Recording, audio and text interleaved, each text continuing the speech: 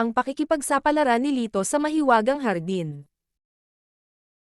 Noong unang panahon, sa isang maliit na nayon, may isang batang lalaki na nagngangalang Lito na nakatira kasama ang kanyang mapagmahal na pamilya.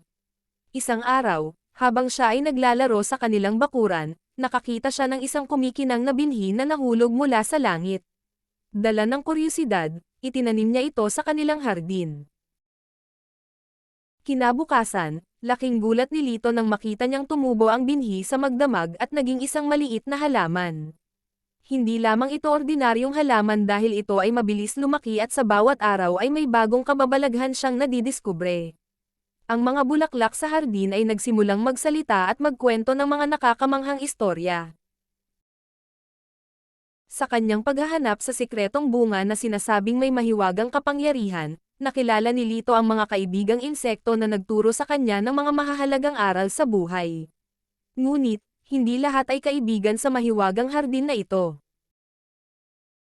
Isang araw, isang mapanlinlang na uwak ang nagtangkang nakawin ang mahiwagang bunga. Sa tulong ng kanyang mga kaibigan, nagawa niyang iligtas ang bunga at takasan ang madilim na gubat na pumapalibot sa hardin. Sa kanyang paglalakbay, nakatagpo si Lito ng 3 tulay na bawat isa ay may kanya-kanyang pagsubok. Sa tulong ng isang mabait na diwata, nalampasan niya ang mga pagsubok at natuklasan ang nakatagong hardin kung saan naghihintay ang higanteng bantay. Sa isang matapang na paghaharap, nakuha ni Lito ang misteryosong bunga at nagmadaling umuwi sa kanyang pamilya. Nang makauwi, natuklasan ni Lito na ang bunga ay may kakayahang magbigay ng kasaganaan at kaligayahan sa kanilang nayon.